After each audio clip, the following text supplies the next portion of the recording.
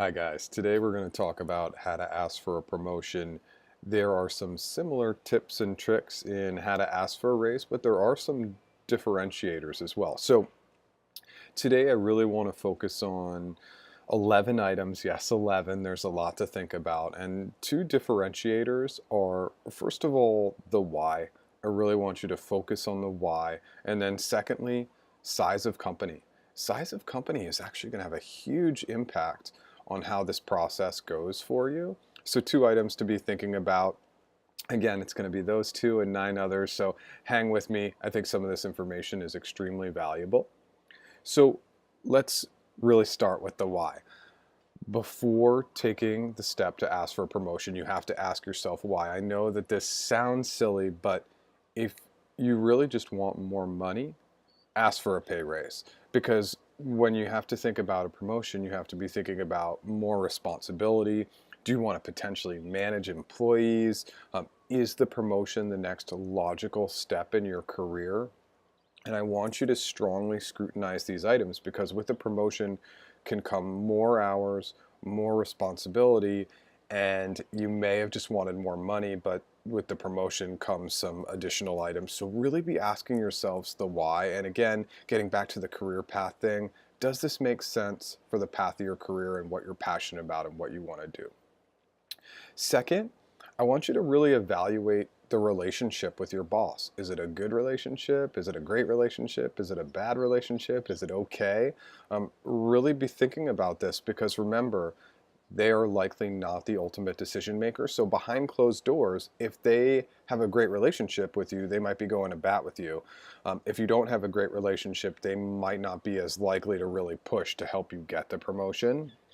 And then the second question is how often are you having these conversations with them? And by the way, you should be having these conversations often so that they're not surprised when this comes up or that you've been creating a plan all along in your weekly, monthly, quarterly one-to-ones. But really be thinking about the boss relationship and be thinking about it from their perspective as well. It's really important. So item 3, we could spend a whole video talking about the differences on company size. But it does play a huge factor in how you ask for a promotion. Typically, a large organization is going to have a very defined process for a promotion, whereas a small to medium sized company won't. And so, in the small to medium sized companies, if you're looking to get a promotion, you are going to have to put a lot more effort into it and you're going to have to look into it a lot deeper. You're going to have to talk to a lot more colleagues about what the process looks like because it's not going to be as well defined. So, as you're thinking about this promotion process, especially if you are at a big company, be really looking into the resources that you have because typically big companies will have good resources and they'll have defined promotion timelines as well at every 6 months or at every year. And that's a good segue into item 4, which is the actual process. A big part of the process is timing. So what part of the year is coming up? Do you have a set cycle for merit increases for promotions? Because that timing is going to play into the actual process that you follow for asking for a promotion. There are a number of different process items, but get familiar with them, get the information you need about the process. It will help you be more prepared. So now you've gone through the steps of asking the why, determining your relationship with your boss, thinking about the company size and their process. Now you want to do a little bit of self-evaluation. You've figured all these items out, and the last step is being really honest with yourself. And again, I mentioned a lot of this in the pay raise conversation. If you are not crushing it on all levels and all aspects of the job, does it really make sense to ask for a promotion now? And does this fit into the scope of what you want to do with your career? So the self-evaluation piece is just a really critical piece.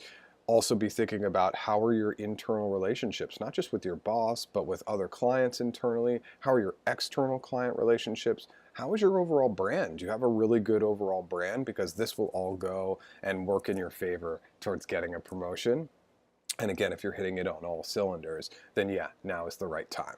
So that's a great segue into item 6, which is prepare. And the biggest thing with preparation, you know I talk about it in every video, is create a doc. And specifically in this doc, I want you to create the areas that are critical to the role. So you might have 5 core job responsibilities. What are you doing in that area, and how are you exceeding and excelling in that area? The other piece I want you to be thinking about is just when it comes to your boss and thinking about in this preparation, be thinking about times where you've gone above and beyond and where you've taken things off their plate. So you can mention, hey, Sue, remember over the last quarter, I took those 2 major projects off your plate to help you. That can be a good part of the conversation for getting a promotion as well. Step 7, what always comes after preparation? Practice. You should practice having this conversation with a family member, a friend, a former colleague, current colleague. Just practice, because what you'll do is you'll ask that person to come in with questions. They'll Google some questions that managers might ask if you're asking for a promotion, and then it will just kind of get you better flow, because you will get questions in this conversation. So that practice is really key. Prepare and practice, and then you'll be great. Okay, item 8, the conversation. I know we spend a lot of time up front talking about all these other items, but the reality is that this conversation is probably going to be 5 minutes. So you want to spend all the time really getting prepared and figuring out the why and doing the self-evaluation to get ready. And then you go in, and again, in correlation with all these other items, you want to think about the timing. When do you typically get your boss in a great mood? And ideally, this is a part of your one-to-one conversation that you have on a weekly, monthly, or quarterly basis. If not, schedule that meeting and schedule it with business items. You do not want to schedule a meeting saying, I want to talk about a promotion. You do not want them to be prepared. You want to kind of catch them, because if you catch them without having them be prepared, then it allows you to get kind of an initial reaction from them.